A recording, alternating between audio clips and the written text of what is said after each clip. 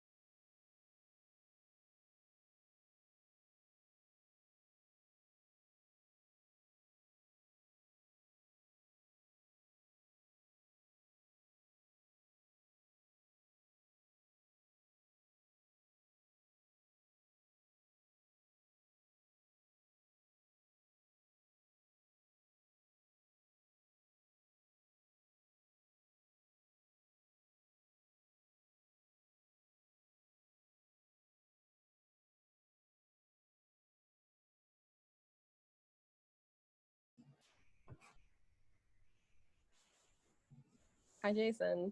Hi. Hi, Sharon. Thanks for helping us get organized. No, it's my pleasure. It's exciting to, well, it's just another excuse to keep, busy and like Yeah, exactly. Yeah. need to find stuff to last the social distancing period, right? Yes, exactly. We have, I think 1, 2, 3, 4, 5, 6, 7, 8 students coming. And then one law professor from what I know. Okay, great. Yeah, I think that you and your coalition will probably be the majority of the people at the meeting. Oh, really? Okay. I think so. I don't know. We'll see. I'm going to go online right now to double check. Definitely. That'd be great. Okay.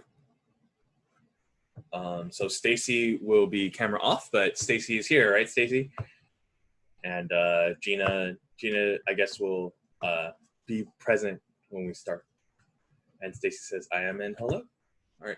I'm going to check Facebook to see if there's any issues with people joining.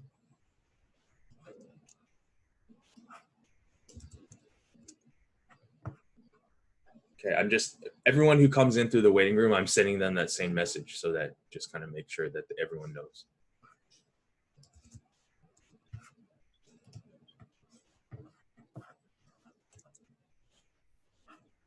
So you and Gina will also be the co-hosts. So I guess the way we'll do it is I will introduce myself, and Sharon, you can introduce yourself, and Gina can introduce herself, and then we can get started. Sure. Okay? Maybe All give like a couple, like a minute. Yeah. I think everybody slowly people are coming still in. yeah. And then after that, what we'll do is we'll just do introductions, and everyone can just kind of say what they're interested in getting out of this. Yeah, that's all. Okay. Sounds good. All right, so let's give it some more time, and I will keep admitting people from the waiting room. Okay. And I need to check Facebook and make sure everyone's okay there too.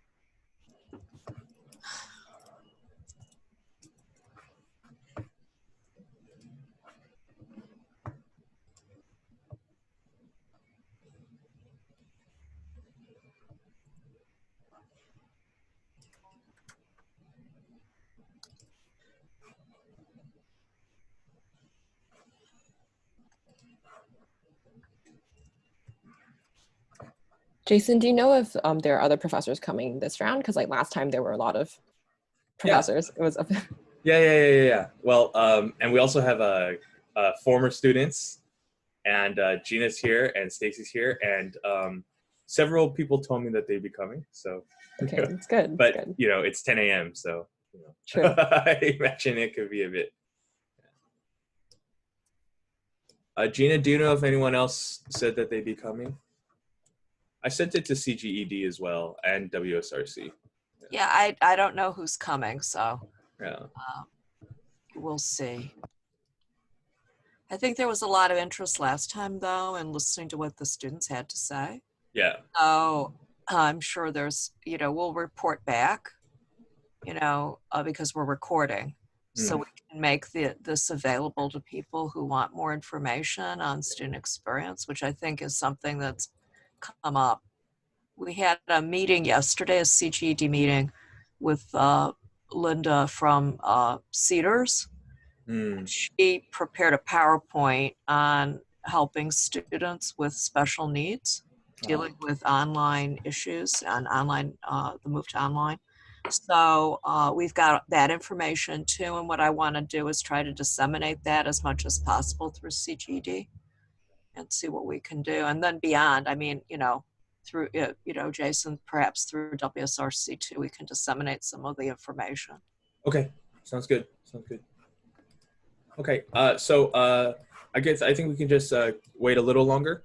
Okay, sure. So Sharon, let me know. I'll let you decide what time you want to start. Okay. Oh my God! Wow, the pressure. Yes, we just wait 2 minutes. Yeah. It's 10:05. Sure. So while we're here, does anyone have any questions for me or for Gina or for anyone about what's going on, or any kind of quick questions that we can answer while we're waiting for people to show up? Okay, cool. I'll just wait a little bit longer. Oh, I can see Brian's here. Brian's the law professor who I hi, welcome. Welcome, Brian. Yeah. Glad to be here and to receive the invite from Sharon. Although I can't pretend to understand fully the context of this, but love to learn more and sure. Contribute as we may.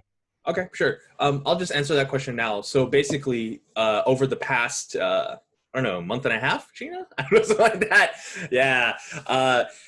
Maybe almost 2 months now, people have been asking me, Gina, other people for advice and asking for help on how to transition to online teaching. Like, what is it that needs, what are best tips, best practices? And so I would actually get requests from people to talk with them. And so what we decided to do is just meet all online in like a teaching hangout like this, and then just kind of give advice. So we've done that twice now. And during those times, people just kind of drop in and they ask questions about how to use Zoom, how to structure online teaching, how do the students react, how to handle whatever situation comes up, how to record, how to use the whiteboard, how to use breakout rooms.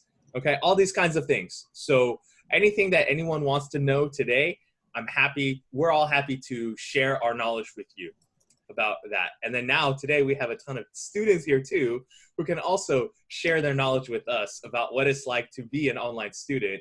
And so, I'm here to learn from the students about what's best practices for them too. Okay, so that's the context, Brian. And I think it would be safe to say like we have like probably more students this time, because last time I went there were only 2 students, I think. And there were a lot of professors. It was just me. I think it was just you. Yeah. Felt like a lab rat, but yeah. And now we have more students, so hopefully we get like a bigger diversity in terms of. Yeah. I think a part of it too is that like basically 2 months ago everyone was floundering and no one knew what to do. So now everyone's pretty busy because now they know what to do and they have to do it. So yeah. I too have just been kind of like swamped with work, but it's good because it's good to know what I need to be doing. And I feel like this has helped a lot. Yeah. Cool. So is this moving beyond, so I was just going to ask, so this is moving beyond 101 now, like how to use Zoom? I suppose the best practices, pedagogies, what's working, what's not, design thinking in terms of listening to the users and their personal situation as to how they can react. Because I'm actually running an experiential course, remotely, and that's had its own challenges and the like. And so we're trying as best we can, but joining community and especially hearing directly from the students is, I think, critical for us to improve our practices. Yeah, absolutely. Absolutely. Yeah. So definitely one of the major focuses of today will be talking about the students. Okay, Sharon, Gina, what do you think? Should we get started? Yeah, for sure. Yeah. Okay. All right. So as you all know, we're recording, so keep that in mind. I will start. My name is Dr. Jason Koh. I teach on behalf of the Department of Comparative Literature, the Gender Studies program, and the American Studies program at the University of Hong Kong.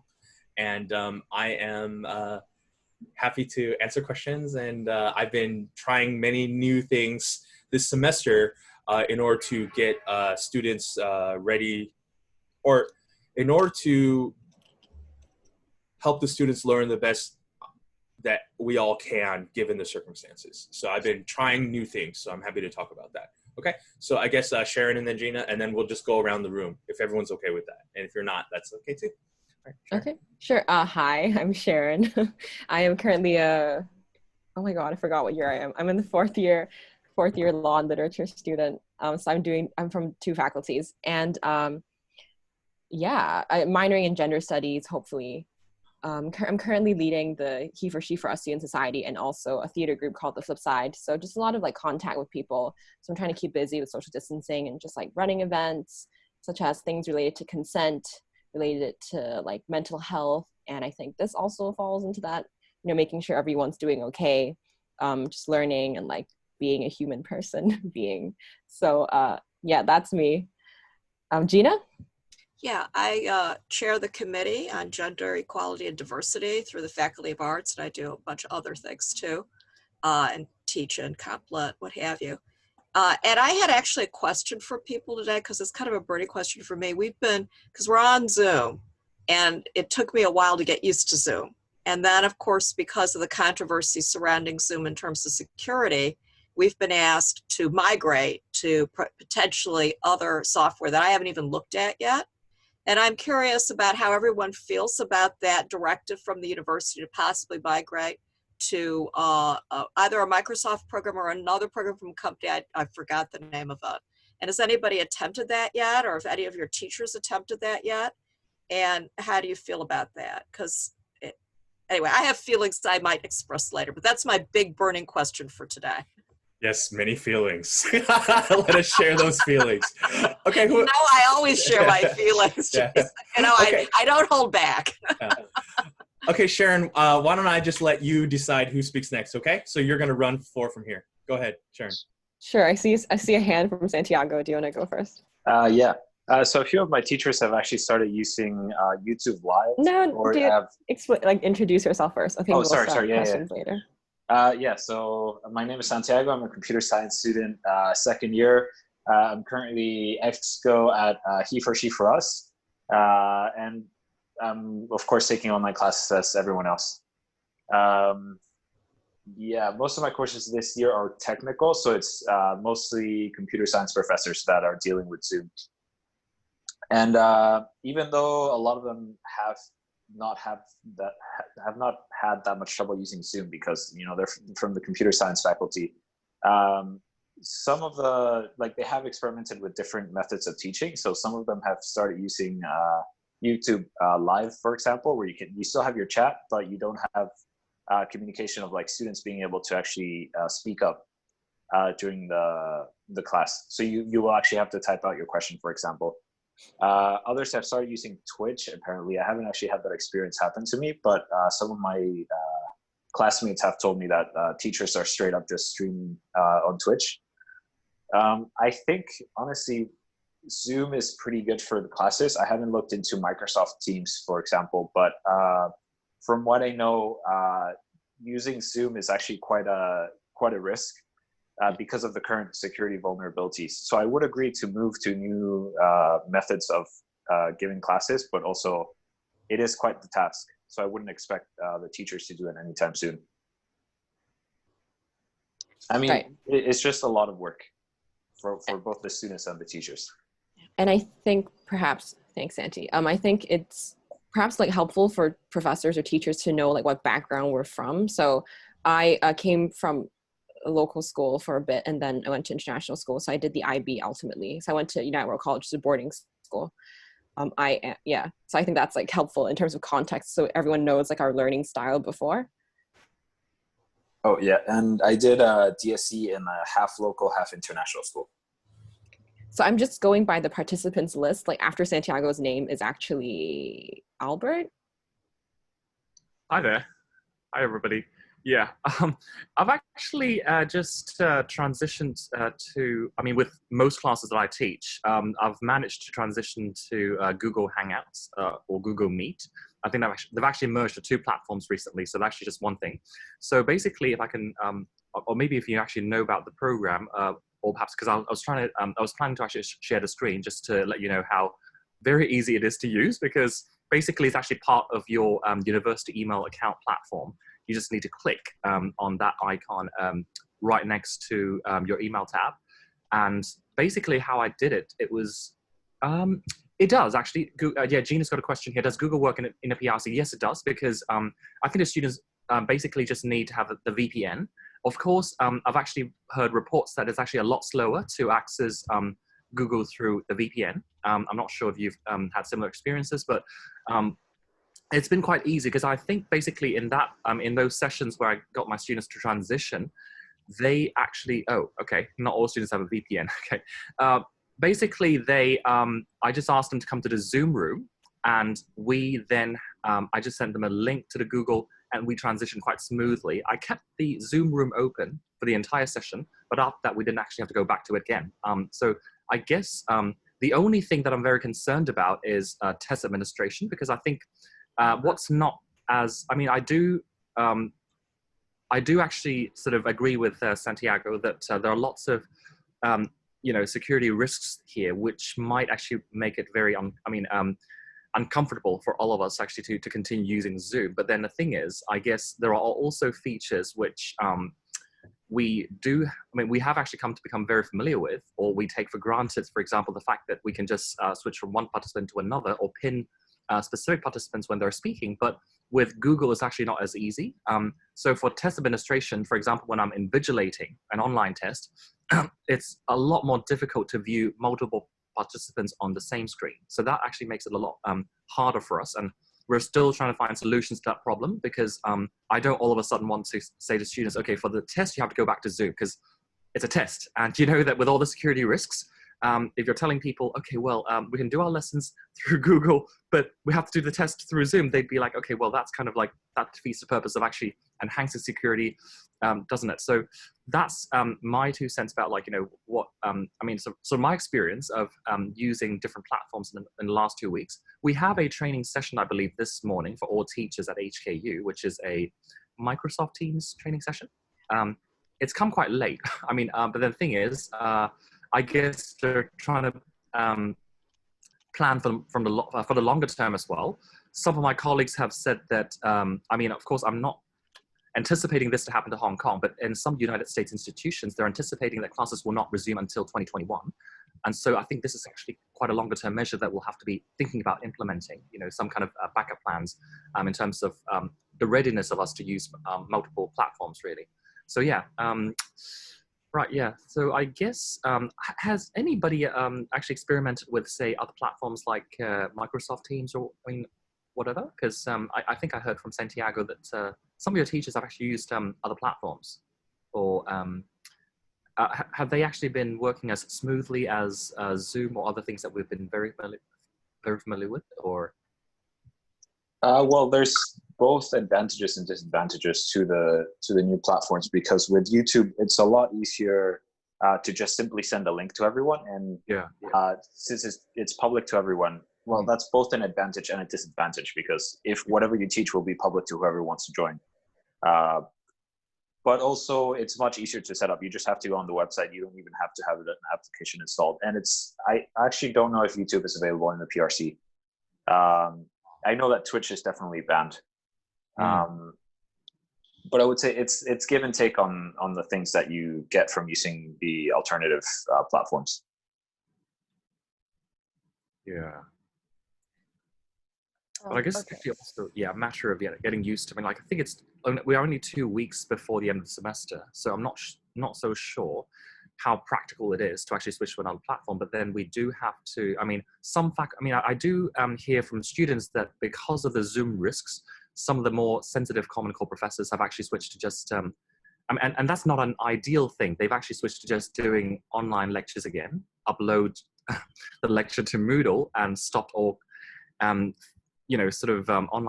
interactional platforms. I'm not sure that's a good idea, but I think they were trying their best to minimize security risks over there. So. Hello, my name is Aubrey. I'm year 4 in the English education program in the education and arts faculties. I did the DSEs, and right now I'm also helping out at a learning center for primary school and secondary school children. And I've, over the past weeks, because of parental concerns of the security risks, and parents are actually very, very worried, and some parents actually pull the children out of their school Zoom sessions because of fears. So our center have also experimented with other platforms. We've tried Cisco WebEx, Easy Talks, also something else, but none of them do interaction as well as Zoom does. And even if they do, they're awfully slow. Some are just not user-friendly, and nobody does breakout rooms quite like Zoom. And Zoom is the only one that does interactive whiteboards and share screen. But I think in response to Albert's question, where you have, on one end, you have Zoom, the security risk, and the fear of migrating, and the slow progress towards that. And on the other hand, you have basically just uploading materials, which I am very much against. I have a professor who's right in the middle, who uploads a YouTube teaching video, basically explaining what he expects us to do on our own. And then we do some individual work, and then we meet on Skype weekly to discuss questions, to the group discussions with maybe 6 to 7 other students of the class. And then also once a week, we have an hour or an hour and a half session with the professor on Skype, because he doesn't know how to use anything else. He took a while to just get used to Skype itself. So I think a way to do it would just be meet everybody in the middle, do some at home, do some live, and it doesn't have to be Zoom or YouTube. It could just be a simple Skype call. Maybe the professor needs to do a lot of work too, if they want to make it more interactive. Maybe small group, meet with a small group, meet with another small group, but that could easily be done in the regular teaching hours, like the class that you're assigned. Yeah.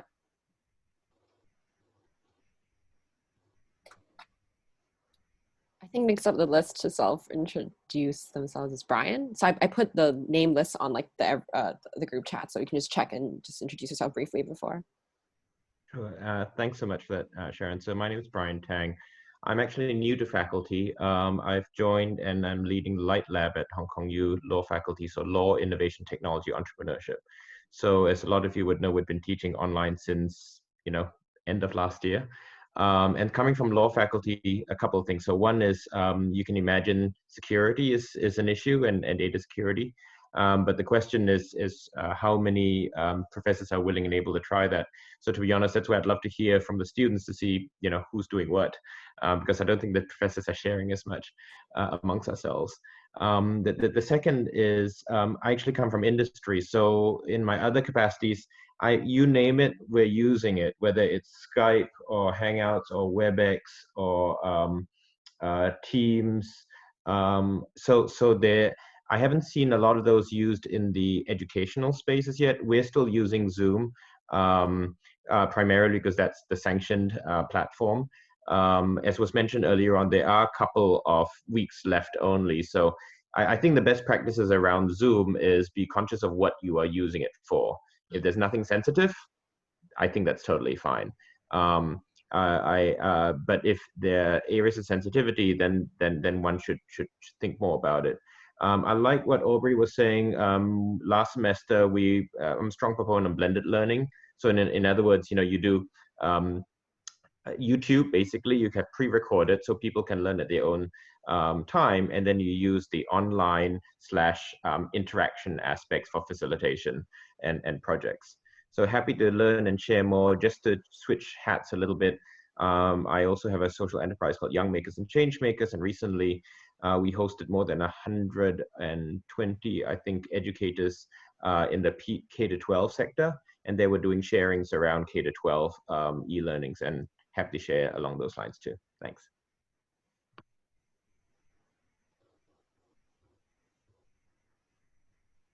Dayuan, do you want to go next? Hi, do you hear me? New to Zoom. Okay. So my name is Dayuan, and I graduated from HKU last year with major in Complit and sociology. And now I'm an MPhil candidate in University of Cambridge in multidisciplinary gender studies. And I luckily avoided this like hectic situation. And I think grad schools are easier because you kind of just have to do supervision with your supervisor one-to-one. So you don't need to engage in like online learning. So I'm new to Zoom and everything. But then we do have to present once, like our research topics to classmates through Zoom or other ways we are still looking into.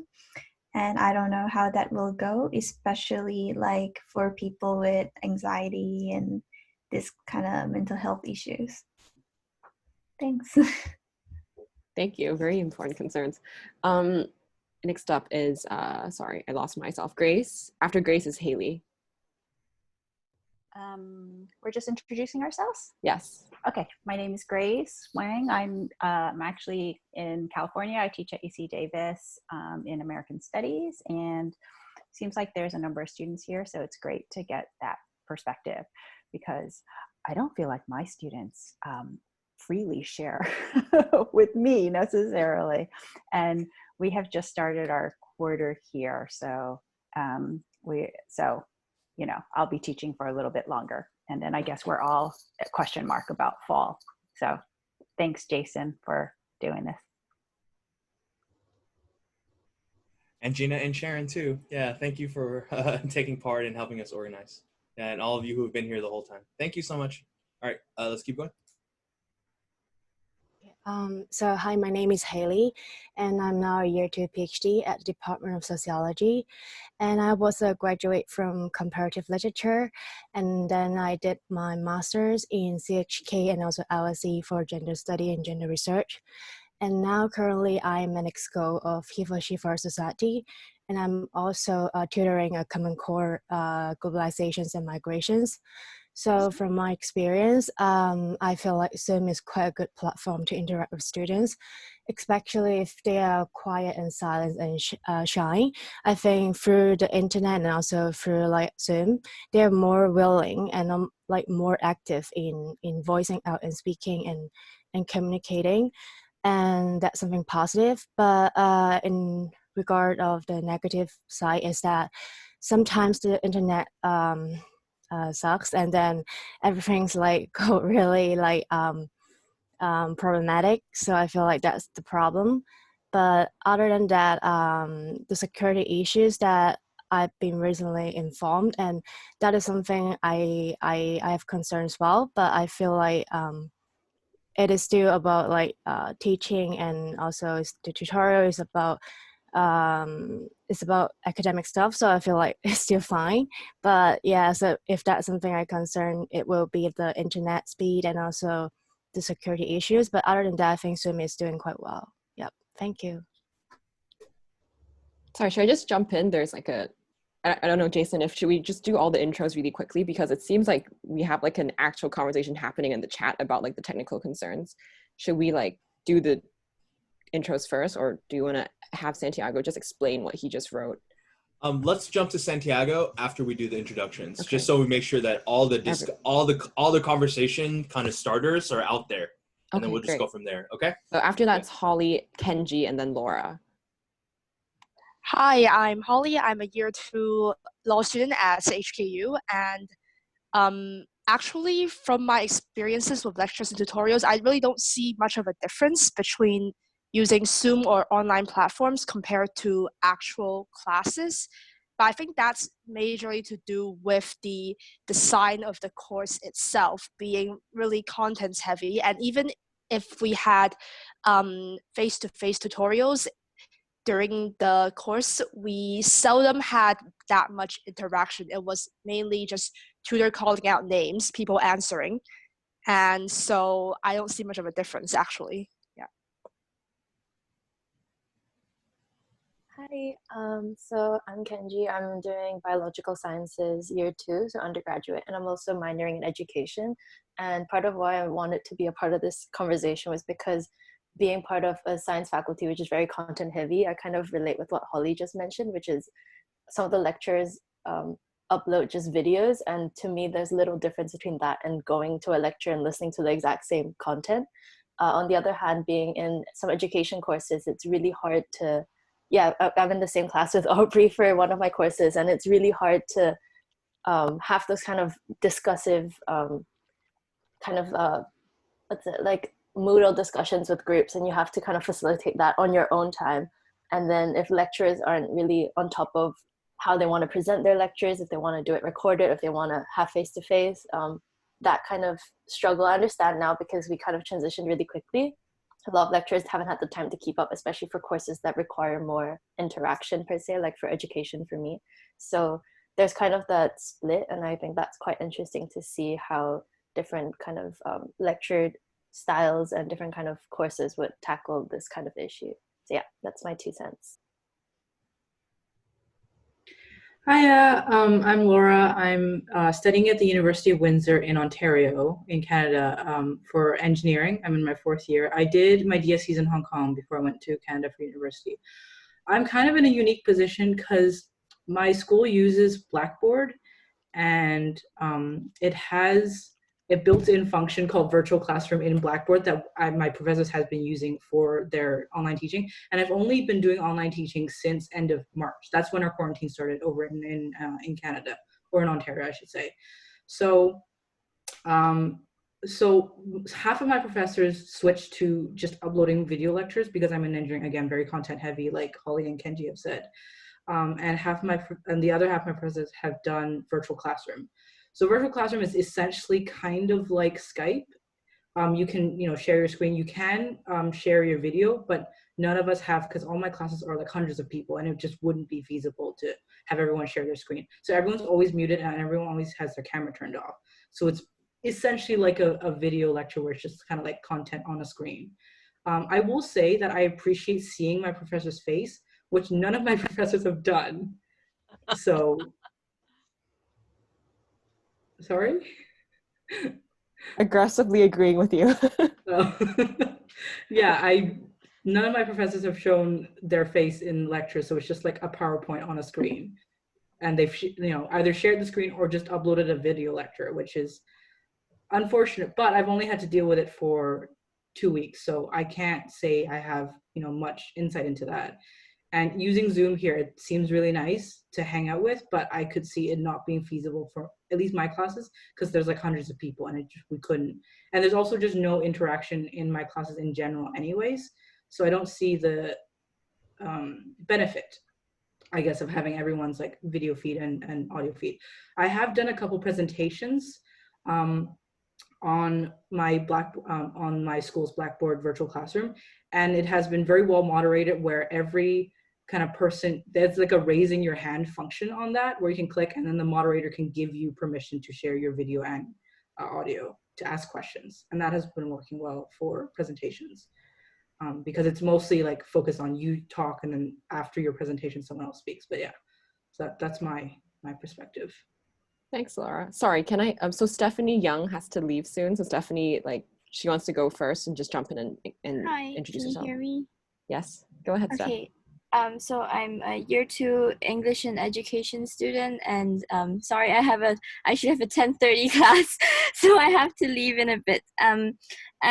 Basically, I have Zoom was actually like really. It's a very convenient platform for most of my classes because I'm actually taking 3 comparative literature classes. Oh, I'm also minoring in comparative literature, and I'm taking 3 comparative literature classes. And since most of them are discussion based, it actually helps a lot for like discussions like these to like happen.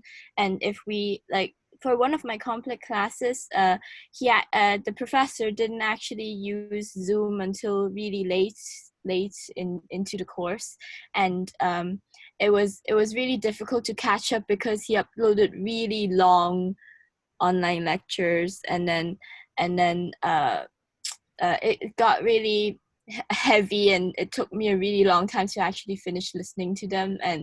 And also when the readings are really thick, it makes it even more difficult. So actually discussions would really help for arts subjects like comparative literature. And for my education classes, we also use Zoom, but it's also because it's a bit information based, so there's less discussion involved. So basically everyone would turn off their cameras if they're not engaged in the discussion. And I know that some of my classmates actually disappear afterwards once they've turned off their camera. So I think there's a downside to that, to online learning in general. But for alternatives to Zoom, one of my complet professors actually started using WebEx. And yes, I do agree with Aubrey that WebEx is actually not as good as Zoom, but I think it's like one of the better alternatives than because the connection was smooth when I used it, and also even though it didn't have breakout rooms, we managed to find like an alternative, like typing in a chat group or just discussing in front of everyone else. So I think if it really depends on how we balance it. If we balance convenience over security issues, then obviously Zoom would be the best. But if we're really like concerned with security, then I think we have to like give or take, because really there's no app as good as Zoom, but there's still like some other alternatives that can work as good as, or to a certain extent, like as good as Zoom. Yep. Thanks. Awesome. Thank you, Stephanie. Sorry. Enjoy your class. I'm tabbing like everyone's like chat right now, so later we can like pick up these like different topics instead of having a conversation on the chat. But right after, let's hear from the other Stephanie, and then. Hello. I am a second-year biomedical sciences student, and like Sharon, my educational background from before is local DSE, transition to the IB, and then like graduate, come here. Well, I think I know most of the people here are coming from like an arts background, but a little bit about like maybe what it's like as a biomed student. Well, I can say I feel like this term is a bit special because I get the opportunity to experience maybe the whole full spectrum of what classes could possibly be like. So for some of my technical courses, such as genetics or pharmacology, everything is purely panopto lectures. And one of my genetics professors, he tried one Zoom session and just gave up because of the lack of responsiveness from the students. And it's definitely one issue of online learning that maybe people may be more reluctant to learn, or even despite like requests of the professor to maybe turn on their cameras or screens for their you rarely have students actually cooperate with that. And but then I feel like students who are in that like lesson, they do empathize, yeah, but then the action is just not there. And then I've also had like classes where it's a mix, or those that are solely Zoom tutorial based, as with my English class with CAES. So it's I've seen professors who have been able to really manage class very effectively in small groups, and then there's also those who are struggling, have also done presentations. So I feel like it's a very interesting experience overall, and it's nice to really sit back and think about what makes them work, what makes them not, yeah, and what we should be expecting. Sounds good. I think we only have 2 other introductions to go for. Stacy, and also, sorry, I'm not sure how to pronounce your name. Osi? If you guys can go and just introduce yourself. Thank you. Hi, everybody. I will turn my camera off in a bit because I'm multitasking. Apologies. But I appreciate so much when my students turn their cameras on. So I'm being a total hypocrite. Apologies for that. As Sharon will attest, my students have probably had more of my face than they would like. I've actually done much more of the Zoom face-to-face, and then used old school handouts. I will send students handouts before class and then cover what's on the handout briefly on Zoom, and then open it up to discussion. And I have 3 classes. I have to say in 2 of them, I'm sort of satisfied, but who knows what students are actually thinking. So this is very helpful to have. And then the 3rd class, I feel like I have hit more of a sweet spot. And so I'm gonna start thinking about why it is, and I will process that. But I have decided to stick with Zoom for the last 2 weeks of the term, but have given students the option to opt out of that. And I'll be frank, I don't trust any platform. I have a little bit of paranoia generally. So for me, it has come down to Zoom has been the way for me to teach most like the way I am used to teaching. But I understand that going forward, that may not be an option. And I look forward to learning from everybody. And I do expect Hong Kong U to be more responsive to helping us work this out going forward. And I get it's been a tough time for everybody, but I would like to see a little bit more institutional leadership. And I'm just gonna then go back on text and I'll pipe up that way. But thank you everybody for chiming in, happy to be here.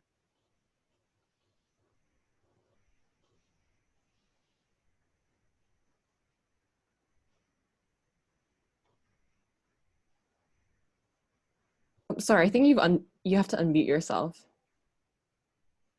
Okay. There you go. Yes, thank you, Sharon. No worries. Good morning, all. Sorry, my apology for being a bit late. I am the TA for Common Core course from the Center of Buddhist Study. Well, actually, our course has 120 students, having a range of closing from Korea student to Malaysia to India to Vietnam, all sort using Zoom this moment. And I noticed like many Korean students tend to, I have like around 20 Korean students in our course. And their tendency is go to the cafe to access Zoom. And when they tend to join in a cafe, then they mute, turn off the video, and where we cannot see. For those who at home, yes, we are able to see. So in the percentage wise, I think I would say like around less than 5% that not showing on the video, but majority do show their face on video, which is good. And then the other problem we have is the internet connection. It tend to drop a lot. And then in the middle of like listening to a response, and then it just go odd, missing words and sentence. So that's another difficulty. And I guess the third difficulty experiencing in our course is the sometimes people live at home. Well, some of them live at home, and there's constant interruption from member of the family in that sense. But the rest is all good. So far, so good. Yeah. So that's pretty much my perspective. Thank you. Okay, awesome. Thank you. It seems like we have a lot of like conversations and interests. Okay, so with my superior law skills, I'm kidding, that's a joke. I've organized some topics. So I think we have like roughly 4 headings it seems like people are interested in. The first is like talking about platforms. I'm joking, by the way, I'm a horrible law student. Like talking about like withdrawing, I've literally like, I've not done anything for my evidence class. We'll see if I drop it or study like insane for the final 2 weeks before the exam. Anyway, so it looks like there are 4 topics roughly. The first is like platforms, so like Zoom and security concerns and alternative platforms. It seems like that's one big heading. The second, it looks like the idea of inclusion from students, like are peers withdrawing? Are there any in real life learning similarities? Are there any inclusion habits or like home? And also ideal class size. And then the third topic would be like on moderation by professors or by teachers. So like, how do you host? How do you do better discussion? And I would just pitch one of them myself would be like assignment giving. So like, how do you, manage assignments and stuff like that? So yeah, do you want to jump in on maybe like doing it that like platform inclusion, moderation, and assignments? I think we're all desperate to hear from Santiago about what it is about Zoom that's so bad and so evil. All right. Yeah. Well, it depends on the platform because, but yeah, I'll chime in about the security. So it is based on what operating system you're using. So it can be, it ranges from potentially like nothing at all to actually being a big problem. The biggest problem is on Mac OS. Windows and Linux don't actually have such big problems. So the thing that makes Zoom so dangerous is that if an attacker has access to your computer, they could potentially use Zoom to gain administrator privileges. And so they could potentially compromise everything on your computer if you have Zoom installed. Like you don't even have to have it open. You don't even have to have it, you don't have to be using it. As long as they have access to your computer, they can well, it's a bit difficult to explain because sometimes attackers can have access to your computer, but they don't have administrator privileges. So there is a very limited amount of things that they can do. But considering that this is Mac OS, that most people that have Macs don't have an antivirus simply because it's quite rare to have viruses in Mac OS, it is potentially quite dangerous for people that have MacBooks. And yes, a lot of students have MacBooks instead of Windows simply because they're much easier to handle. Zoom has also been basically doing false advertising on the fact that their calls have end-to-end encryption. They don't. The only type of encryption that they have is from your computer to the server and from the server to the other person's computer. So any person that has access to the server or has access to your computer has access to the whole conversation, everything that is happening on it.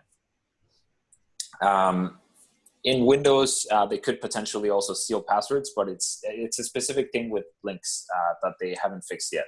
Santiago, can I ask you, when you say, so many of us are not savvy. So when you say an attacker and access to your computer, like I'm hearing, like when I hear that, I think like some dude with an axe like comes at me and then takes over my computer.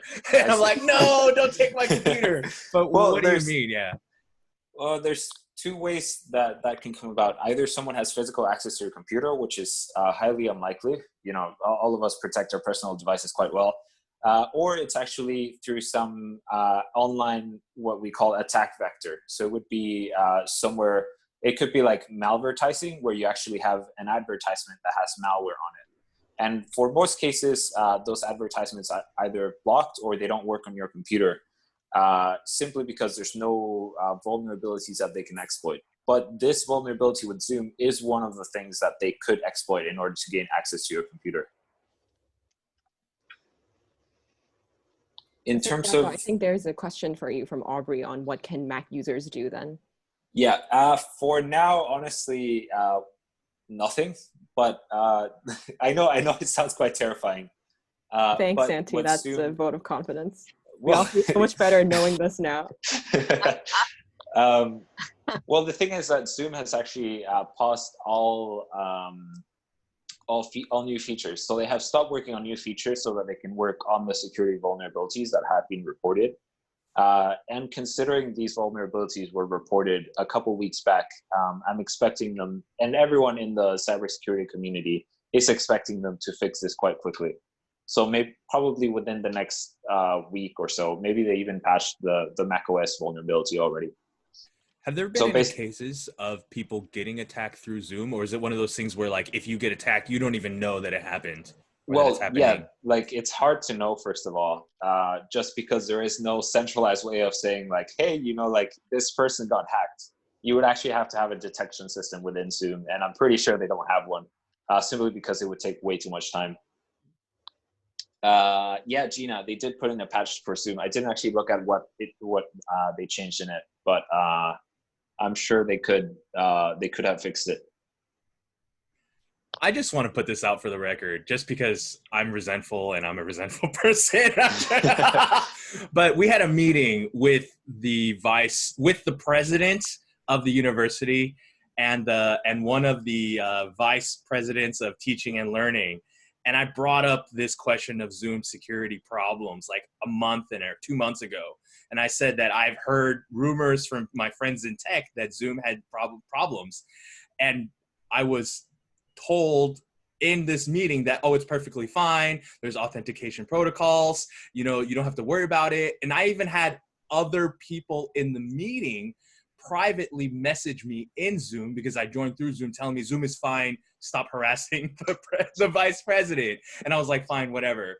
But that really, really made me very angry to find out 2 months later that it's like, I learned how to use this protocol, finding out, and I was told by multiple people that I was perfectly safe. And now I have put my students at risk. I put myself at risk. I put my family at risk. Okay. And then all because they told me that the way I was doing it before, which was recording live lectures and putting it on YouTube, was not what was acceptable or whatever. So I'm so frustrated with it. And then now they send us these kind of list of best practices. And it's like, you need to be interactive. You cannot record just live. You need to do this. You need to do that. And it's like, and right from the outset. And then here's another thing that no one is talking about, but I'm very concerned about when it comes to Zoom, is it's much easier for students and anyone who wants to potentially, whatever, harass other people. Yeah. How simple would it be? Like when I got that private message in Zoom, immediately I felt like I was being harassed by someone who was supportive of the administration, who was like trying to tell me, stop talking in the meeting. Very easily, many of you could be like, hey, look, I'm recording it and all of our chats are recorded. But if that wasn't what's going on, any of you could very easily just message someone else and like do something terrible, like send a dick pic or something like that. You know what I mean? Something harassy, right? Or hack them. Or hack them, yeah. What's soon. Yeah. Yeah. And then how would I moderate that? How do I protect my students from that? In the classroom, I can set standards and I can see if something's going on. And I can say this classroom is a safe space. I'm moderating it. And here it's like I don't have that control. So I almost feel like video recording is the best way to ensure, just like when you walk into a convenience store, they're video recording, so you're not gonna misbehave, right?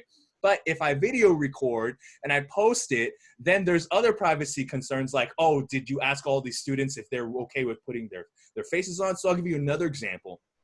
I have been okay, and then when I was recording live and then students asked me, hey, can we do more in session? I was like, okay, so this is more work for me to do, but let's do it. So I would go onto Zoom, meet with everyone, and then I would give the lecture in Zoom, and then I would record it and then post it.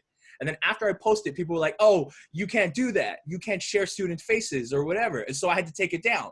So I am just at wits, like, I don't see why I'm putting in all this work and then admin is like doing one thing and then saying another, and I'm very irritated with it. And my main concern is like, students, what's going on with you? How can we do this well? How can we do this correctly? But at the same time, I'm just like, it's just silly, and you know what makes me most upset? And I'm sorry, okay, I promise this diatribe is almost over, okay? But those of us who basically dove in and were like, okay, let's help our students. We learned every single protocol we needed to do. We figured out how to do everything. And then suddenly it's like, oh, do it again. And you know what's the worst? It's the people who did nothing are at the same place. They did nothing. They didn't teach at all, right? And then yet they're at the same place. They're like, oh yeah, we didn't use Zoom because Zoom was bad anyway. It's just, right? So I'm at wit's end with that. So yeah, that's, okay, muting myself. Over.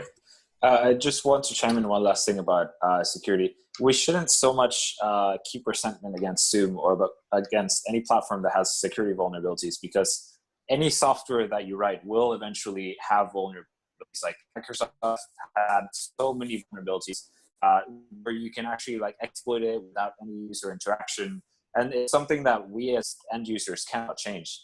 What we can do is basically tell the companies we are not okay with these vulnerabilities, but in the meantime we just have to wait for security patches. I don't necessarily think that we should all change from Zoom to a different platform, simply because it would be a lot of work for both the professors and the students. But we should definitely keep in mind the different vulnerabilities and how we can mitigate the chance for those vulnerabilities to be exploited during class or simply with students that are using Zoom for the personal purposes. I kind of want to echo Santiago talking about the security concerns. I think it wouldn't be a bad idea to just, for professors especially, to use this as an opportunity to kind of encourage students to install antivirus software. There's a lot of free antivirus software that is available. My sister has a MacBook. She has the same antivirus software as I do on my Surface. It's not hard to install, and it could be beneficial even after all the Zoom fiasco is over. It's just a good idea to have, and this goes for everyone. The general PSA, put antivirus software on your laptop. It's free, it's there, there's a lot of it. It's annoying, they do pop-ups, but it's gonna, you know, it's always running on the background. It doesn't take up a lot of processor space. And it's just good in general to have. Laura, I get what you're coming from. And yeah, I can see how if teachers take the lead and tell the students, like, these are the ways to ensure your safety. But I am not a tech security officer. I am not trained in tech security. I spent however many years training to teach comparative literature and write books about films and literature, not to be a tech guru, you know? And like, for example, those adjuncts at HKU who are just teaching, many of them do not have TAs. Many of them do not have RAs. We do not have the tech support. We spent all this time training to be teachers, not to do technical stuff, and it shouldn't be our responsibility. And even then, one of the worst things too is that I have students who don't have good computers or don't know how to do it or don't have this capability, or the microphone on their computer is bad. So even if they want to talk, they can't, and no one can hear them. You know, it's just like, okay, I'm done. Next.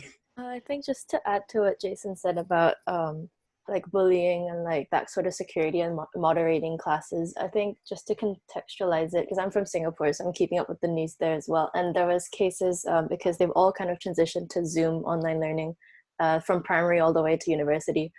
There were cases where random people just entered like classes, like secondary 2 classes, and just like random Caucasian men out of nowhere asked for women to flash themselves, or like were flashing like explicit photos. So that was a security risk that happened. And I think the country the education ministry stopped Zoom completely. But I think in HKU, at least some of my lecturers started using the function where you can, the host can choose people to enter when they want to enter a call. And that kind of, I think, helps mitigate that issue, because that's really scary to think that anyone anywhere can just go onto a link and come into your class and, you know, do sort of stuff like that. So that's something that maybe professors can think about using Zoom, if they're still using it for the next 2 weeks, maybe to use that sort of function a bit more, because yeah, that might be able to reduce the risk of just random people entering your calls in your classes. Okay, I think, oh, sorry, Gina. I don't know, maybe Gina, you want to share? I know you sent out kind of Zoom best practices. Maybe if you want to talk about that, and you just mentioned something too. No, yeah, I sent that out a while ago, I guess. But no, I was just on chat. I was just saying how much I like chat. So, because I'm a multitasker, and I have to say that sometimes I can understand why people want to do the private chat, because I use that function.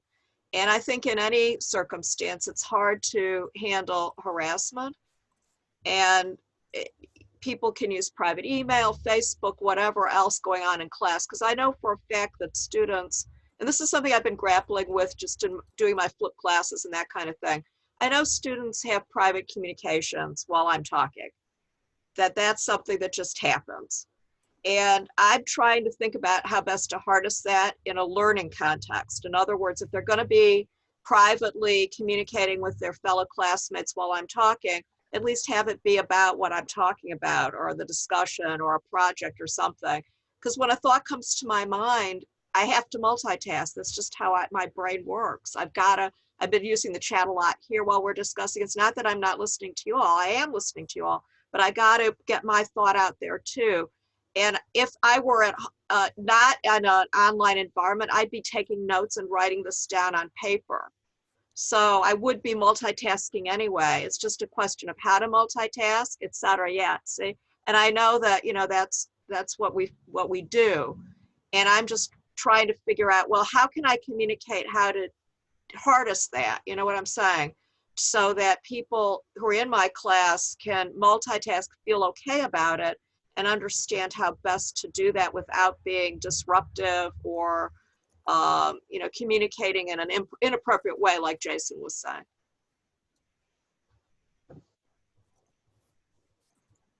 Great, I'll jump in just like here. Like, sorry, I sent a Google Doc, but you guys can ignore that. I'm just keeping track of like different comments or like concerns so that we can keep track. But just type on the chat and I'll just read it, because I love multitasking because I can't do one thing because I have like a 5-year-old attention span.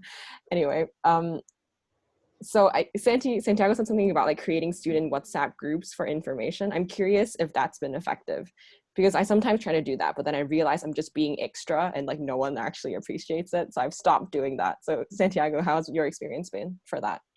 It actually has varied a lot from lesson to lesson. Well, like from each class to class, because some classes where there's more technical knowledge involved, I do actually collaborate on ideas on like how to tackle a specific problem. For example, with programming, they've been very, very useful. But with other classes, for example, my common course, people basically don't interact in the chat. I mean, like I try to get people talking and they just see the messages and there's like 90 people in the class and I get like 1 reply or maybe no replies. So it has been, in some classes, I do think it has been very useful, but others there's just no result at all.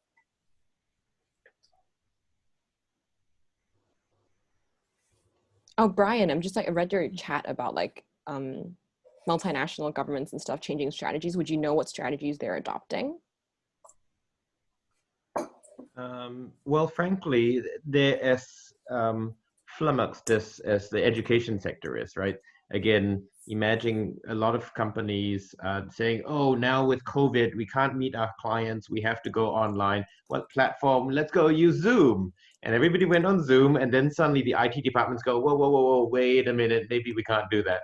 So if it's any consolation, Jason, it's not just you, it's the whole world. It's, as was mentioned earlier on, governments push the whole education sector into that and now have to backtrack. Multinational companies have pushed it into it and have to backtrack. So if it's any consolation, I just thought that, you know, this is not unique. And I say it again, as I said, I'm new to academia. I don't know how heavily resourced the IT sectors in IT department is at universities. So I think they're struggling and they need to find, and as was mentioned earlier by Santiago, vulnerabilities exist. It's just how you address that and how quickly you can.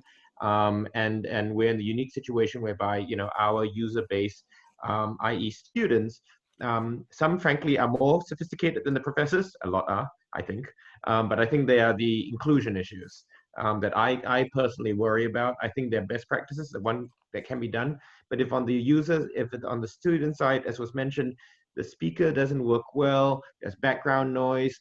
I at first in my classes, I pushed for best practices, which is, you know, I want to see all the students. Then, you know, one student, you know, said to me on the side, well, you know, I'm actually working at home and I have people walking and running around in the background and they got noise. And then to me, it became an inclusion issue. It's like, okay, I understand that. But then how do we do best teaching pedagogies around that? So, yeah. I think that's a very interesting question. And if Stacy doesn't mind, I throw this in, but like, you know, I'm in Stacy's class in the gender and leadership class. And I remember like in the beginning of the class, Stacy, like, you know, was very like careful about asking if people want to turn on their cameras. And I really appreciate that. But to an extent, personally, I thought that was a bit unnecessary, as in like, you know, you can just like ask students to do it. And if they don't want to do it, you can't force it, right? But you could still ask them to do it and tell them that, you know, we would prefer if you do it, but if you can't, that's okay. The reason why I say that is because I'm actually doing 6 courses this semester. I know I'm like nuts, but I might drop some. But anyway, the point being, one of my courses was an intensive law course and literally had like 3 3-hour classes a week every morning, like 9 to like 12 or something like that. And everyone turned on the camera because like we weren't even like asked to not, like we weren't given the option to not turn on a camera. So we all just did it. And like some people literally like came in pajamas and like nobody cared. So it was like the style of the class was like pretty fine and no one worried about like what everyone else looked like or stuff like that. So it felt almost like, you know, we were forced to do it. And because like, you know, normally we would have to show up in class anyway. And if people could, then they did. I mean, obviously, like, you know, if I like had to sneeze, I might like turn off my video and just sneeze and then turn it back on. So I don't know. I think like students should know their environment well enough to know if they can or cannot. And if they can't, they should let the professors know. That's just my feedback. Could I chime in, because we've had some questions with this in our teacher discussions with certain classes needing to have the video on, and mainly it's been the language classes where teachers feel they need to see the students' mouths to make sure that they're pronouncing whatever they're hearing properly, or using their face the way they should in order to express themselves in foreign languages.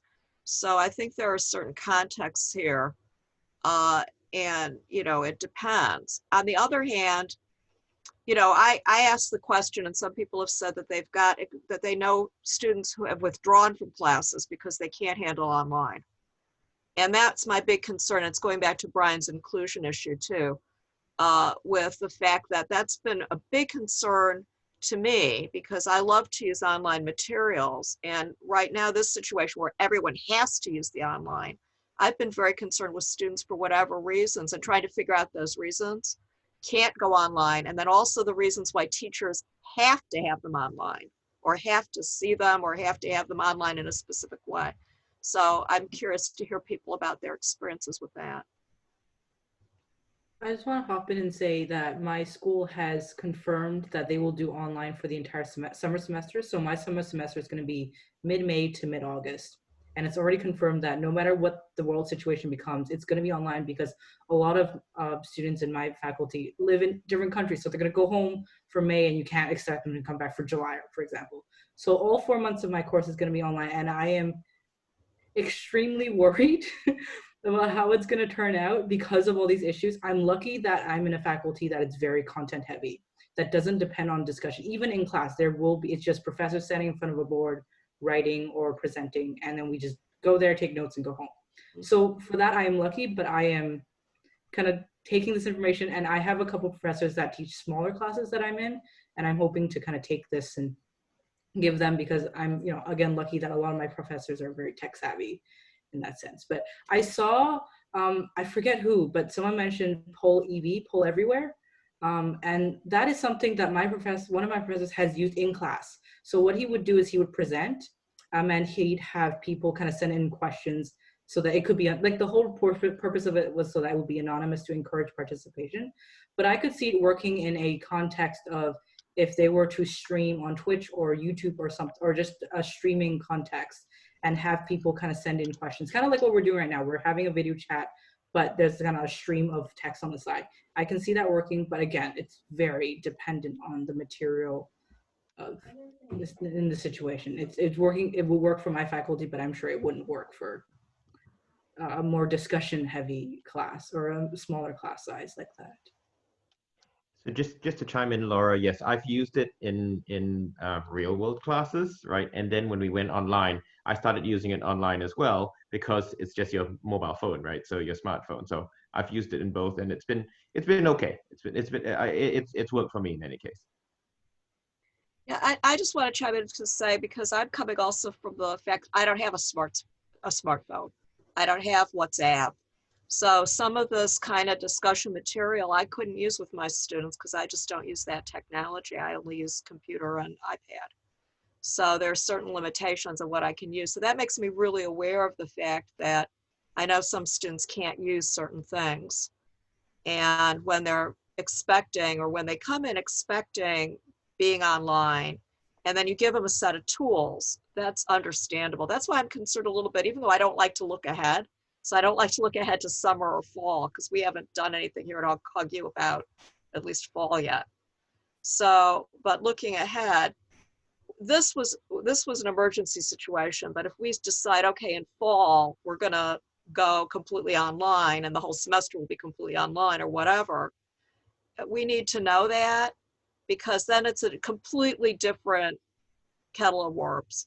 You know, it's going to be, if we say we're going to use the software, we've got to do that software. If we say the students need a camera with whatever they've got, they got to have a camera with whatever they got. If we say they need certain kind of hardware, certain kind of software, we better make a commitment to that and go in with our eyes open rather than having in the middle of the semester, oh, sorry, you've got to switch softwares in the middle of what you're doing because we have a security concern. And then, oh, sorry, we fixed the bug, but we're not so sure how well we fixed the bug. So it's up to you. So that's what's happening right now, which has got me rather nervous. Right. And can I just jump in on that? Like, just not just in terms of platform, but like for me at least, like I dropped a lot of like really difficult law courses in the beginning when we were announced moving online, because I was like, oh, so I'm answering a few questions in this one answer, including this whole conversation about like, do we prefer moving online? So, you know, Stephanie and Santiago, please feel free to like answer and explain your answers later if you want to. Just speak it instead of like text.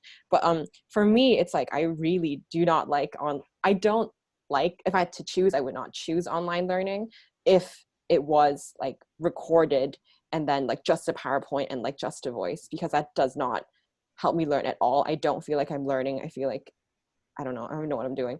So like, that's why in the beginning of the semester, I dropped like civil procedure, I dropped business associations, which is like our core courses that I should be doing. I just dropped them because I knew I wouldn't be learning since those courses were just like pre-recorded lectures. But then, and I dropped it too because they said there would be no pass-fail option. But then like 2 months later, they were like, we're gonna do pass-fail. And I was like, oh my God, I literally dropped the 2 hardest like law courses. Now that I'll have to do all these 2 hard law courses and equity, which is like the hardest law course, all together in my final semester, right? And I was like, I was so frustrated because they sent a very firmly worded email saying we will not do pass-fail anymore from the law faculty. So I feel like I've been cheated, but you know, hey, I guess like learning is important, and now I'll have to learn for real next year. But you're then, always learning for real, Sharon. You're always learning for real. That was a joke. But yeah, equity is so tough. I didn't know, Albert, I didn't know you studied law. Yeah, I did actually, and then I dropped out. Oh my God. I should, learn from your experience and do that too. But you know, the point being, like, well, we'll see. Oi, I can't recommend that. Okay, sorry, wearing official hat. Keep going, keep going. Yeah. Well, for me at least, like online learning, the only good thing I can say about it is that I feel like conversations are actually easier to have, like discussions, because I obviously talk a lot, and in person class I'm like talking 80% of the time, right? I have a rule where I just count to like 10. If no one answers it, then I'll answer the question. And like sometimes in like law tutorials I end up answering like every question sometimes, and it's really frustrating because like most of the time I don't know what I'm saying. So then the professor can be like, that's not right. I'm like, I know, but I tried to answer because no one else is talking. Try counting to 20, and then also count while you're talking and count to 10. Good teaching is also sharing the space. Yeah, for sure. Yeah. But I think like, you know, with online, with Zoom, actually people have been speaking a bit more. And I also move a lot as a person. So like, as you can see, I already transitioned from sitting to standing. And I can't do that in class in person. Zoom is, or I don't know if it's online, but something about Zoom, especially the way that the speaker view pops up or there's a focus on it, it's strangely intimate. There's something about, I actually feel weirdly closer to my students this semester than I normally do, even though usually I meet with them. There's something about learning each other and learning myself as a person in this online platform and my persona in this online platform that has changed me in some sort of way. So I think this is quite fascinating. Like, I would almost think that maybe some are more comfortable or less comfortable in Zoom than they are in real life or something like that. You know, some people don't like people seeing their legs, like me. I don't know. I'm just kidding. All right, moving on. Can I just echo that? Like, that is really interesting because I think I wrote a paper on gender studies about this, like about space and like hierarchy and just like position. But like normal classes, you have the professor standing and we're all sitting and like looking at you, right? But then here on Zoom, we're all equal. Like I have the gallery view turned on and we're all like equally spaced, which is really nice. So I think maybe that's why people feel more comfortable talking. I want to Kenji. jump in. Yeah, sorry. Because in my classes, education classes is really, if you don't discuss, if you don't have interactions, it's not worth doing, right? So in my classes, even though some teachers actually invite discussion, very few classmates actually do it. So I talk and nobody really responds, and the teacher doesn't really go deeper into my contributions. And I think a problem here, like my experience is so different from Jason's and Sharon's, so much that I absolutely hate online learning, because you don't have that in the classroom, say a little bit, and you're already jump starting a conversation. And I think, as opposed to what you guys said about being equal and like your face is shown, I think that puts a lot of pressure on really shy students or students who don't typically participate, because once they say something, they're just right out there in the open, and maybe that's just not very comfortable for most students, especially those who did the DSE in the very passive learning environment.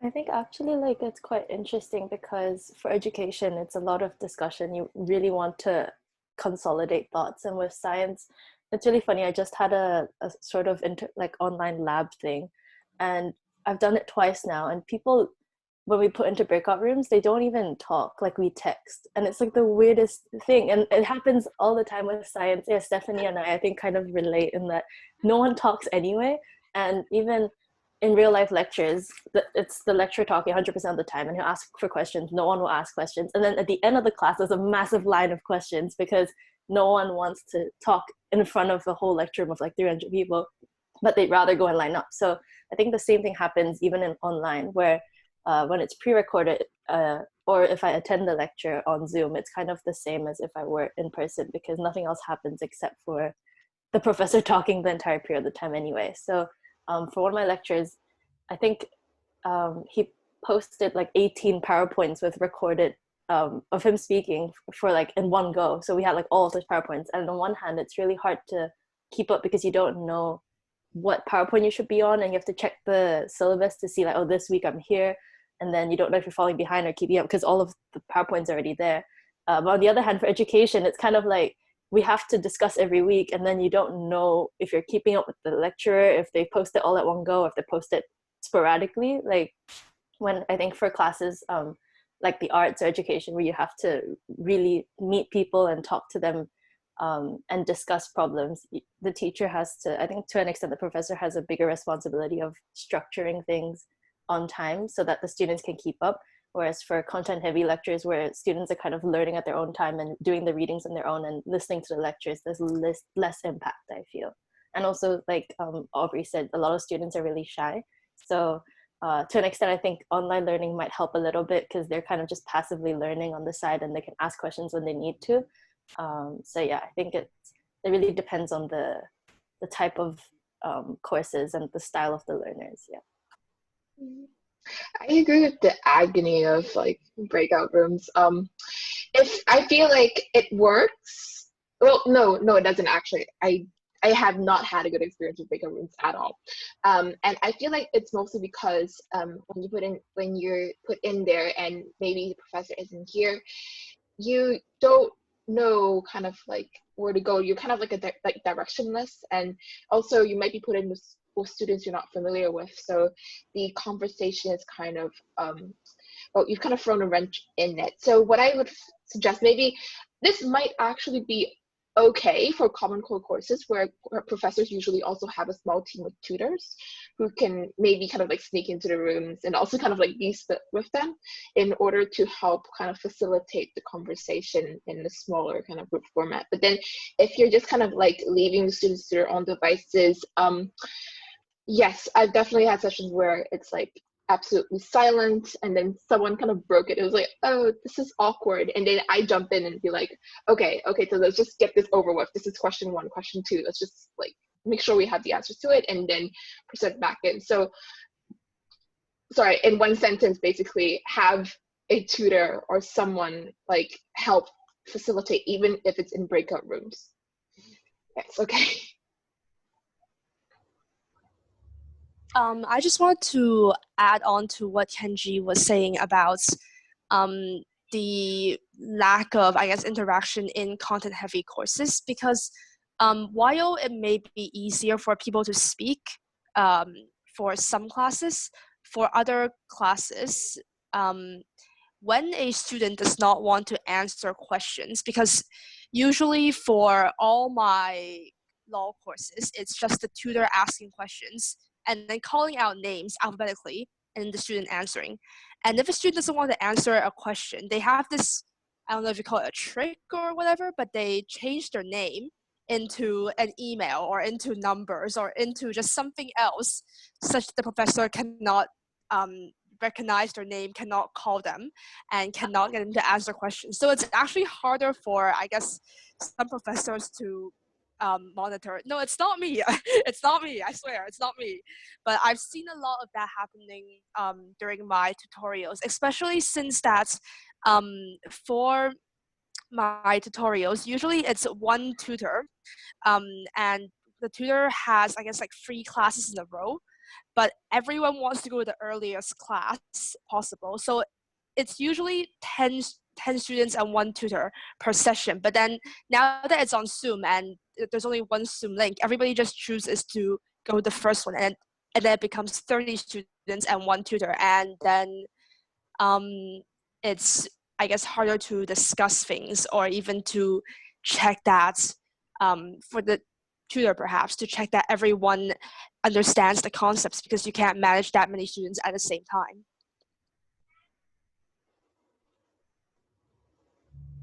Albert asked a question on like appropriate class size. I think that's a good question. Like for my classes, they're mostly, the best classes I've had are small, so like less than 10.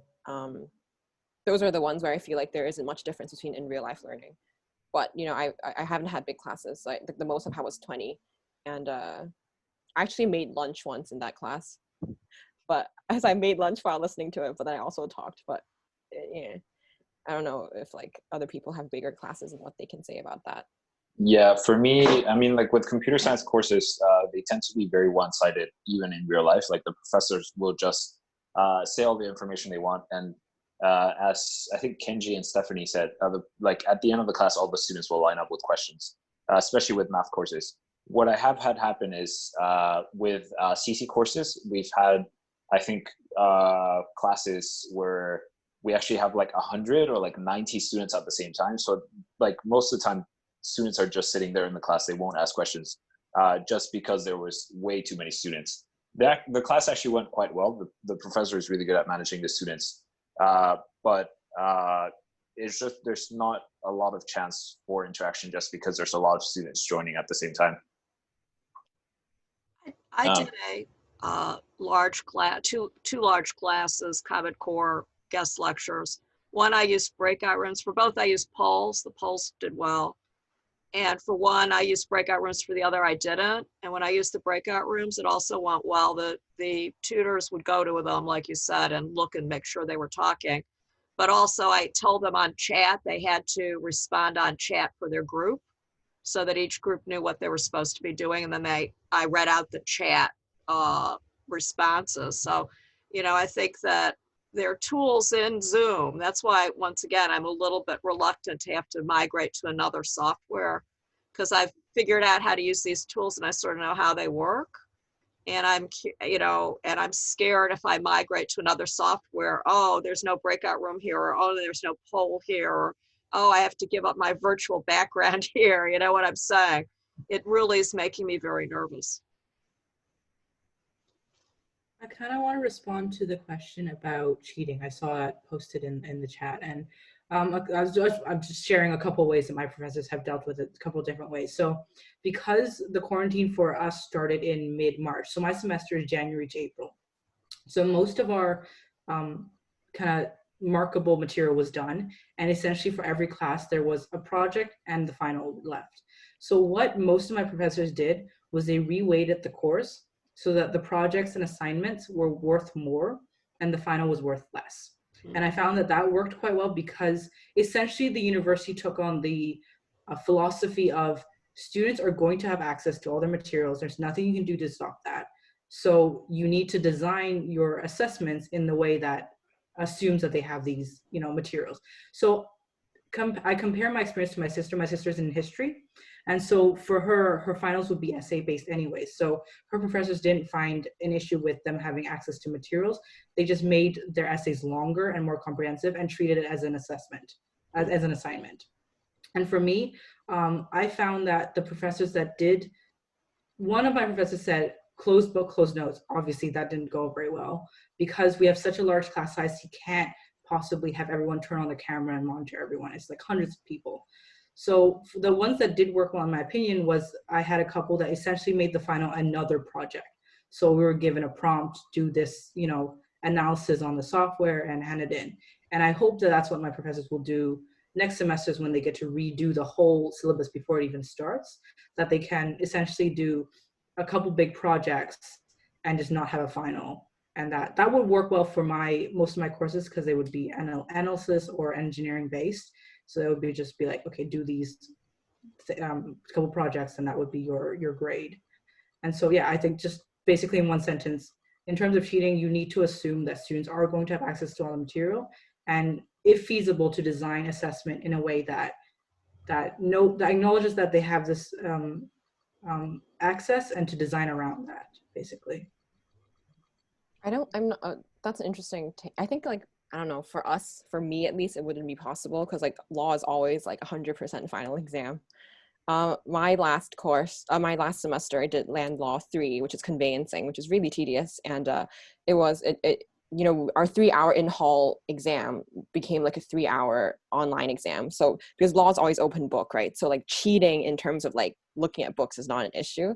But how some of my friends cheated was that they like banded together. So it was like 4 students like did the same exam together and just like worked out all the issues. Because like law is like sort of like medicine. Like someone will come with all the symptoms and then you like give them the right medicine and then the conclusion, oh, you have this disease and like this is how you fix it. That's how like law exams are sort of like, you know, clients come with us with problems.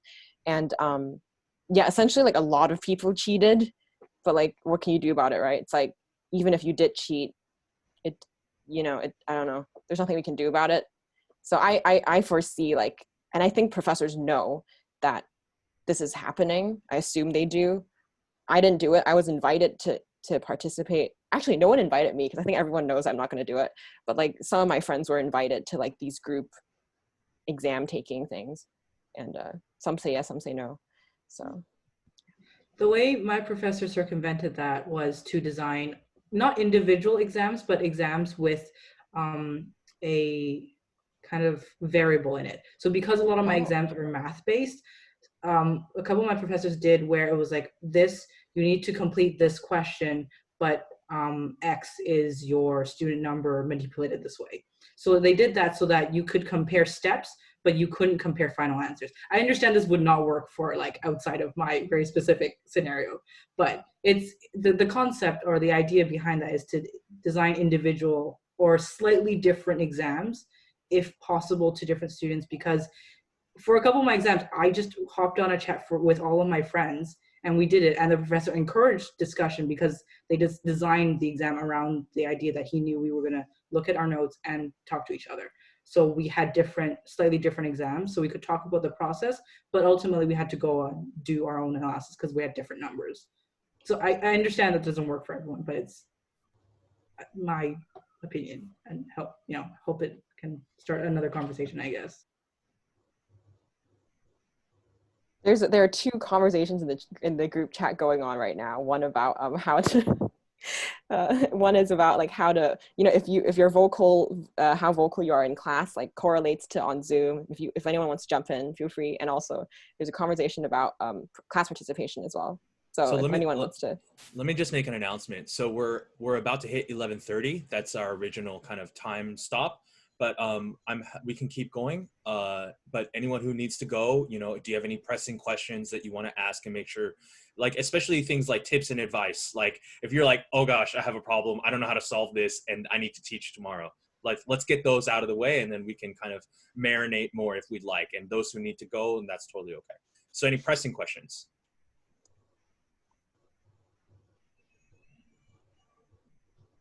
Okay.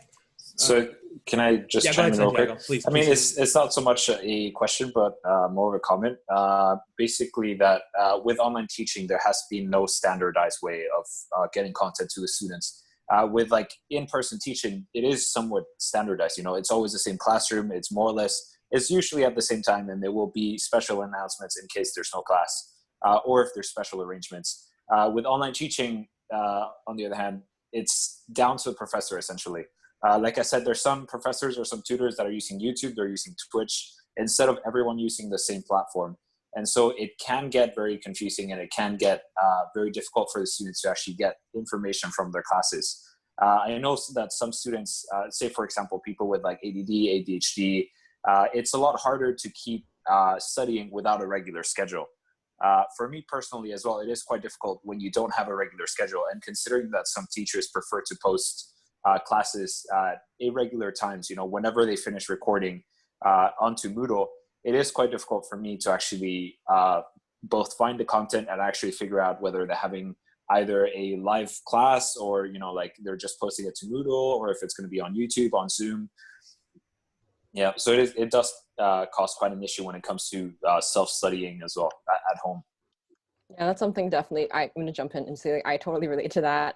If it's like totally irregular like announcements, I will just like not read it, because it's really difficult to like be managing like, you know, 6 classes and like all these events and like a social life and like parents and everything, and just have like this random course who updates itself like whenever it wants. This is not like this is not anyone in this call or anything, but like, you know, it's really tough. I suspect I may have ADHD. I don't know it's for a fact, but like just like with recently with like online learning and stuff, it's just been like a lot of issues I've never encountered before has been a thing. Like just like random changes. Like I'm very structured as a person. I have like post-its everywhere, just like going like what I need to do. But if online learning is like so spontaneous, and it sometimes feels like professors forget that we're not just doing their course. Like occasionally I feel like they just don't remember that we have like multiple courses and other things. So yeah. And I think one thing that I feel like is a useful tip is that like, you know, professors have a lot of emails, and I sometimes feel like it's just good to say, just use one email to send stuff instead of like a billion emails. Like, because if I like want to find the class, right, I will like type the professor's email, and if there are like 3 emails, and sometimes I don't know which was the latest email that came from the professor. So that's just like one specific tip. I want to jump in about, well, first I want to respond to Sharon, because I do have a lecturer in Kenji can relate. I have a professor who uploads material sporadically, and the course tasks, the unassessed tasks are, they just come at you, and you don't know what's really expected. And oh, because it's online learning, I have to give you these sort of questions that wouldn't really be done otherwise, and these aren't really given until like halfway through the course. And so I think a lot about this online learning and this new environment is about managing expectations, both the teachers' expectations of how they want the students to participate, and also managing like students' expectations of how we want routine lectures, and we don't want to really do different timetables every week, because we are used to doing the same week over and over and over. And it's the teacher's responsibility to either give us that routine or say why they can't, but it's also the student's responsibility to still participate. Like, online learning is not an excuse for you to not come to class, and it's not an excuse for you to be absent even though your face is there. And I think everybody is struggling so much, everybody, students, teachers, and management, struggling so much that I think even though some of us are on the right track and really thinking about how to make teaching and learning easier, very few of us, especially students, are actually considering how to make it so that we're not just blubbering around and messing everything up. Because like a lot of everybody's thoughts are around this course is not worth it anymore because it's not interactive, or this course is, I can work less at this course because it's online learning. So all of this can be mitigated if everybody had an open conversation at the start. But at the same time, how many of us are actually active enough or have that sort of initiative to tell the professor what they want to say? Like, all of this goes back to how the teacher is this figure that we can't really talk to. And I'm sorry, I'm just rambling here because I'm also getting upset. Yeah, I think there should be more dialogue, like something like this, but in every single classroom.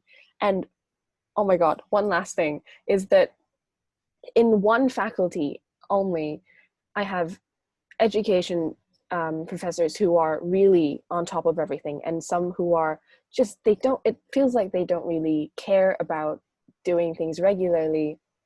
So I think there should be more dialogue even within the teaching team in each faculty, so that there's not so much differences in teaching paces, at least. Yeah, that's my 2 cents.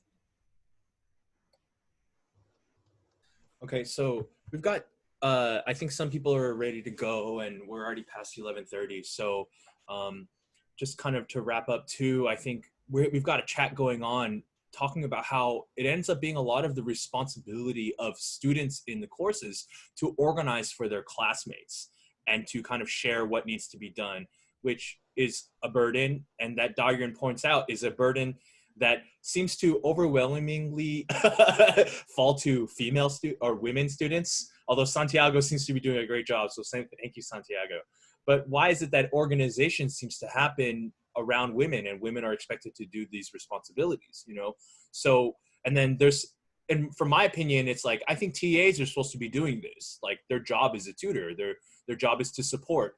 But then it seems like some of the people in the chat are already saying, yes, you know, like the TAs don't care, or some of the TAs do a very bad job of doing this. So maybe as the administrator or the teacher, the head instructor, we need to set good standards for the TAs of what they need to be doing. But at the same time, like, a lot of adjunct instructors don't have TAs. I have no TA this semester, you know, so it's like admin needs to take a long look. And if they're doing their job, maybe they'll watch videos like this one and, you know, and take it into account, but who knows? So a lot of people are going. So Laura, thank you. I guess everyone who needs to go will say goodbye now. Thank you very much. Thank you for coming. Does anyone want to say anything last? I'll stop talking.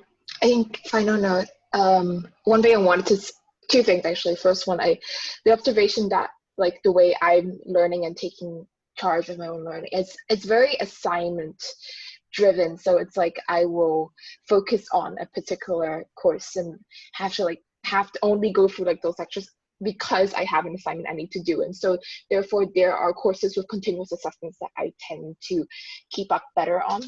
And in terms of organization, I've had an okay experience with that so far, but it may be because my courses are usually managed by multiple professors. Like, everyone maybe only does a couple of lectures or so, and that might be easier for them.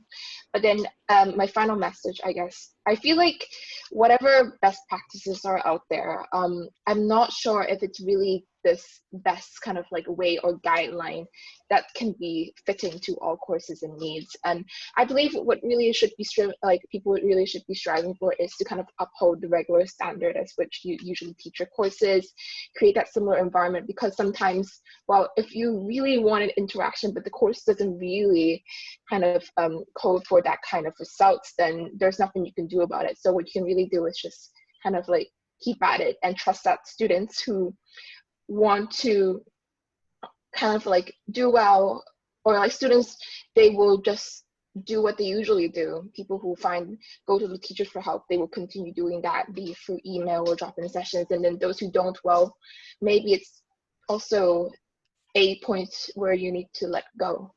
Yeah, so that's all I have to say. Okay, so yeah, good point, Stephanie. I mean, students are still going to be individuate themselves, you know, based upon their own tendencies and what they want to do and what they're looking for.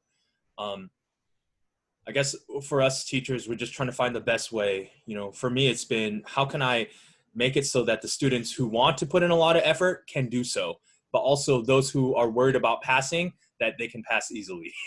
So everyone's getting out of the course what they really need. Now, if that's, I don't know if that matches admin's interest, but I'm not really overly concerned with that right now. So I guess what we'll do now is we'll just go around with final thoughts. Anyone who has a final thought, you can share in the chat, or you can share over audio video. And anyone needs to go, feel free to go. If you want to say goodbye, and I will stick around as long as anyone wants to talk. Okay, so whoever wants to take the floor, or wants to say goodbye, that's cool too. Okay. I'd be curious to hear generally, like, if people want to say, like, was this call or Zoom helpful at this time of the semester? Because I don't know. So initially, like, I'm very extra. Again, I wrote a proposal, like, and then Jason was like, no, it's really chill. I was like, oh, okay. So I do have a proposal for like a formal event, and there might be some possibility of he or she picking this up just with Terry Au, you know, to be like, hey, the students want to do this call, and this is student driven, not by the administration. But I don't know if it's helpful anymore with 2 weeks remaining. Yeah, and it's, yeah. So I'm curious if anyone has any thoughts on this. Or informal, anyway, but just like in a bigger scale with more people, as opposed to like Sharon's extroverted friends, well, which is what this is actually. I can say that for me, I don't have the capacity to organize anything like this anymore. And if it does get more organized, I would take part, you know, but it's not something that I'm going to lead going forward. The main thing that I like about this is I wanted to create a sort of template for others to use. So if you want to create sort of systems where feedback and engagement can happen, then I've been trying to kind of come up with ways of doing that and sharing those. But I don't plan to do anything consistently after this, mainly because, yeah, like Stacey's saying, I need to process this term, but also because I don't want it to be about me. So anything students you want to do, I'm there. You send me an invite, I'll show up, I'll contribute, do the best I can. Okay? All right. So I'll leave the floor to, I'll let you, final thoughts and stuff. Go ahead. Yeah. I think like what Aubrey's saying, if they continue doing this going into summer semester or next year, or maybe up to like 2021, I think this is really important to have, like, for professors to gauge how students are doing with online learning and the assessment formats and things like that. And I think, I don't know if it's feasible, but I think definitely an official sort of discussion would be helpful, especially with a lot of the professors who are doing online learning and would like more feedback. I think from this discussion, it seems that depending on like the style of a specific course and like the format, if it's assessment based or exam based, that can really affect how the students kind of take online learning. And like what Brian mentioned earlier, whether or not uploading lectures are good to, you know, or not uploading so students come to classes and all that kind of thing. I think it really depends on the type of courses that you're teaching. And I was wondering if it's possible if we do it more faculty based, because that can really kind of tailor suit different courses. Like for science, I think it might help with the direction of whether or not uploading mass lectures at one go or having Zoom lectures on time with the courses, if that kind of helps. And for education, for me and Aubrey, as well as I think for a lot of the art students, having that sort of interaction is really important, and how teachers can facilitate that interactive sort of style through Zoom would be important. So I think it's kind of tailoring that need depending on the style of teaching and style of courses. And I have to go because I have a quiz in a bit, so I'll go and revise for this open book quiz thing. So yeah, thank you so much, and I will bounce. I'm gonna head off too, guys. Thank you guys, and I hope we've been helpful. I have to head off soon as well because I have a class. I just want to, my last comment would be, it would be really nice to have a set of guidelines for both the teachers and the students to use online teaching tools. Just to like, not necessarily to force everyone to standardize their way of teaching when it comes to what tools they use or how they use them, but generally have a guideline of saying like, hey, these are the challenges that both the professors and the students face, please take this into consideration when actually having online classes with your students or having online classes with your professors or lecturers, I guess. Good point. And thank you, Jason, for organizing this. It's been very nice to hear from everyone. Yeah, I'm gonna head off. Oh, don't thank me. Thank Gina and Sharon and everyone. Thanks, and thank you. Thank you for coming. Really, really great. Of course. Great. Yeah, input. thanks Thank you for very having much. me. Okay. Bye. Yeah, thank you, Gina, as well, and Sharon.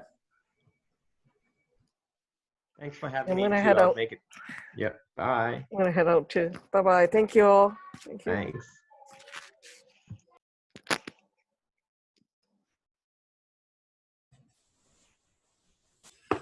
Okay, I guess that's everyone. Yeah. Anything else you want to go over? So Sharon, I guess you have some concerns about, or sorry, Aubrey, is there anything else you want to cover? Not really. Not Okay. really. All right, cool. But I might jump in if you Okay. have something. How about this? Let me turn off recording now that it's done, and then I will. I'll record this chat transcript, and I'll send that to everyone as well.